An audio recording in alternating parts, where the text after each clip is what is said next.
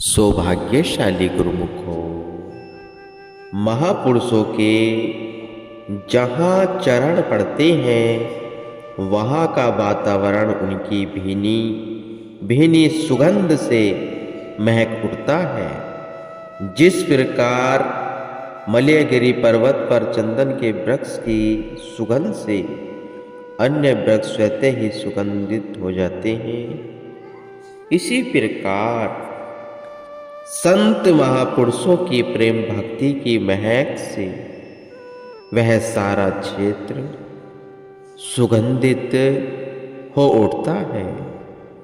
जहाँ उनकी मौजूदगी होती है, भक्ति की अभिलाषा रूहें इस महक को अपने अंतर मन में वसाने के लिए श्री चरणों में स्वतः ही दौड़ी चली आती है। जिसने भी महाप्रभु जी के देवतेमान मुखमंडल की ओर निहारा, उसे फिर दुनिया के नजारों की ओर देखने की चाहत न रही। यहाँ भी कुछ ऐसा ही देखने को मिला है।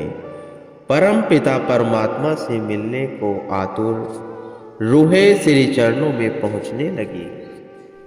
महाप्रभु जी भी उन्हीं भक्ति का सही पथ दर्शाकर भव से पार होने के साधन बतलाने लगे। संत दादू दयाल जी भी अपनी वाणी में वर्णन करते हैं, साधु जन संसार में शीतल चंदन दवास, दादू केते उधरे जे आए उन पास। अथा महापुरुष संसार में चंदन के समान शीतल और भक्ति की अनोखी सुगंध प्रदान करने वाले होते हैं। जो जीव उनके चरणों में आ जाते हैं, उनके संपर्क में आ जाते हैं, सत्पुरुष उन्हें संसार सागर से उबार लेते हैं। आपके असीम निश्चल प्रेम की छत्र छाया पाकर प्रेमियों को जो भी आत्मिक सुख मिलता है, उसका वर्णन बुद्धि द्वारा नहीं हो सकता। प्रेमी जन श्री सद्गुरुदेव महाराज जी की एक झलक के दीवाने थे।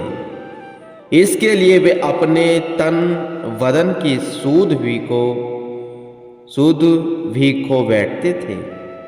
ऐसा ही एक वृत्तांत इसका प्रमाण है। बेंगलोर में रहने वाली एक गुरुमुख भक्तानी को जैसे ही सूचना मिली कि श्री गुरु महाराज जी बेंगलोर आश्रम में कृपा फरमा रहे हैं, तो उसने झट से ही सब कामकाज छोड़कर श्री चरणों में पहुंचने का कार्यक्रम बनाया। नहाने हेतु उसने पानी का पतीला गर्म करने के लिए गैस पर रखा। उसके 7-8 साल के बेटे को भी श्री गुरु महाराज जी के आगमन की सूचना मिली। उसने सोचा कि क्यों न माँ से पहले मैं नहा लूं, ताकि माँ मुझे छोड़कर न चली जाए। उसने जैसे ही पानी का गर्म पतीला उठाया, पतीला कुछ भारी होने के कारण हाथ से छूट गया और खौलता हुआ पानी उसके बदन पर गिर गया, जिससे उसकी त्वचा जल गई और वह घबरा कर रोने लगा। वह भक्तानी झटपट से उसे लेकर डॉक्टर के पास चली गई। डॉक्टर उसकी हालत देखकर कहने लगा, बच्चे को इतनी गंभीर हालत में यहाँ लाई हो, बच्चे का ध्यान रखना चाहिए था। अब लापरवाही बिल्कुल न करना। इसकी त्वचा काफी जल चुकी है। इसकी प्रतिदिन पट्टी करवाना और इसे झुकने बिल्कुल न देना। इसे स्वस्थ होने से कम 2 मास का समय तो लग ही जाएगा। वह असमंजस में पड़ गई और सोचने लगे कि श्री गुरु महाराज जी बहुत समय के पश्चात कुछ एक दिनों के लिए ही यहाँ पधारे।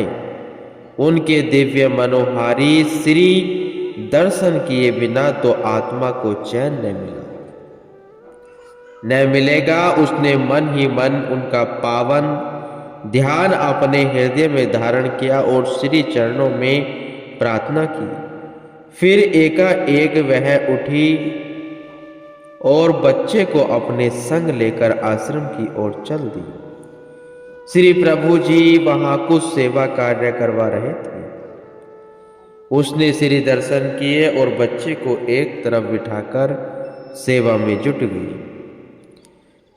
सब सेवक श्री आज्ञा से बगीचे की सफाई करने लगे। आप सारे आश्रम का चक्कर लगा रहे थे। आपकी दृष्टि कोने में बैठे हुए उस बालक पर पड़ी। आपने उसे आवाज लगाकर फरमाया कि तुम यहाँ बैठकर क्या कर रहे हो? चलो तुम भी बगीचे में चलकर घास उखाड़ने की सेवा करो। श्री आज्ञा पाकर बच्चा उठकर खड़ा हो गया और बगीचे में लगी घास को झुककर उखाड़ने लगा। जैसे ही उसकी माता की दृष्टि उसके ऊपर पड़ी तो वह देखकर डर गई कि डॉक्टर ने झुकने से बिल्कुल मना किया था, परंतु यह तो झुककर घास निकाल रहा है। उसने संकेत से उसे समझाने की कोशिश भी की, लेकिन वह बालक पूर्वतः सेवा में लगा रहा।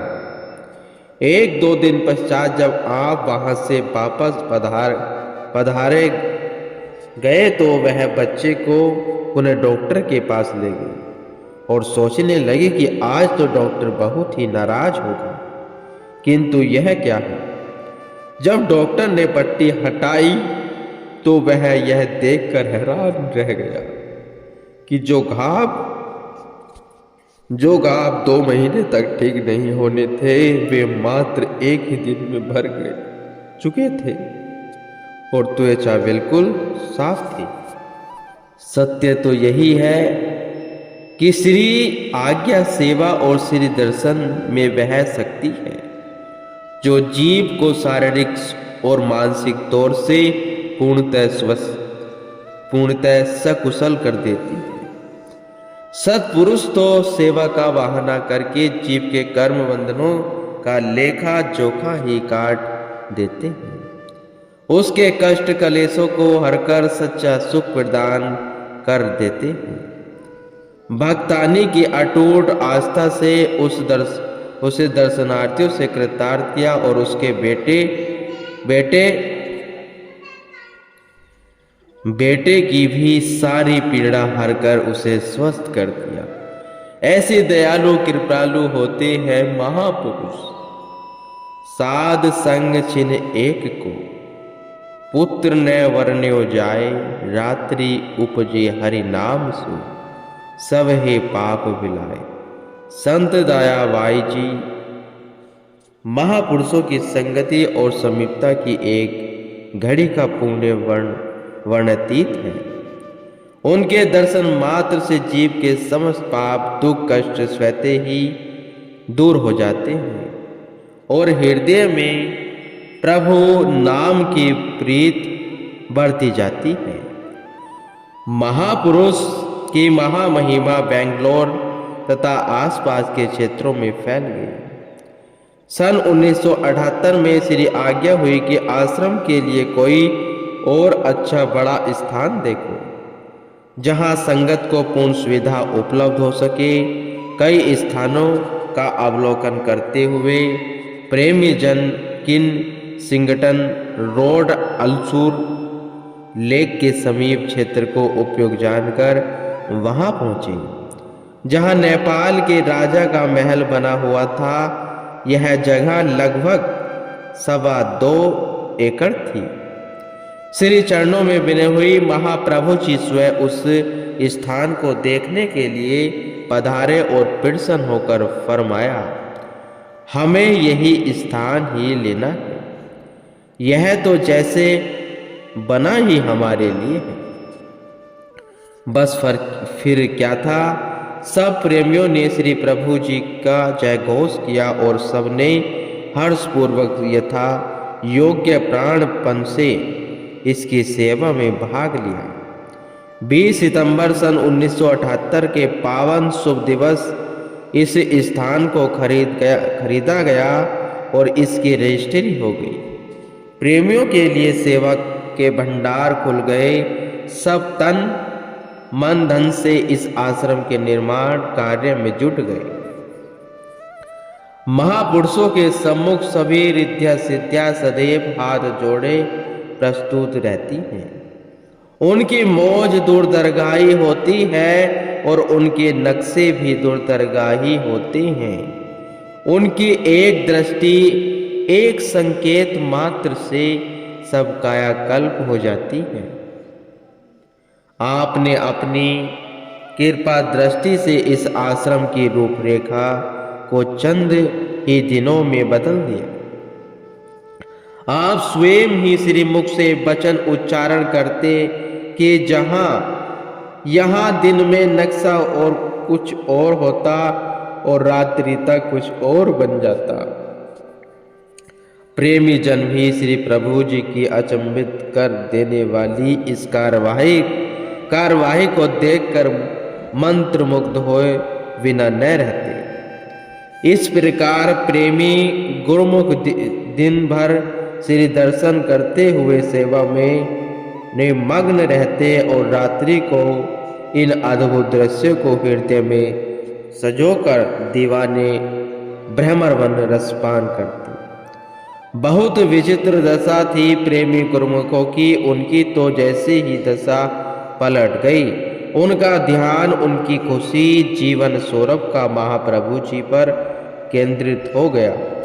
श्री प्रभु जी के सिवा उन्हें किसी की न होश रही और न ही चाहत। उनके सर्वस्वयं और प्राण धन प्राणों से भी प्रिय श्री सद्गुरु महाराज जी थे। उस समय सबने श्री आज्ञा अनुसार सेवा और श्री दर्शनों का जो दुर्लभ आनंद लिया, उसके आगे त्रिलोकी के सब सुख भी तुच्छ थे।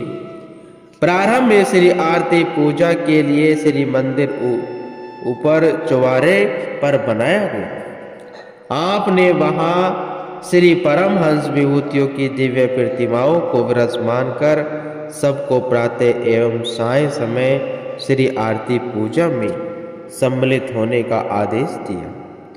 सेवा कार्य देर रात्रि तक चलता रहा। एक दिन कुछ गुरुमुख प्रेमी सेवा कार्य निपटाकर थोड़ी देर सस्ताने के लिए अपने कमरे में चले गए और कुछ ही पलों में उन्हें निंद्रा ने आ घेरा।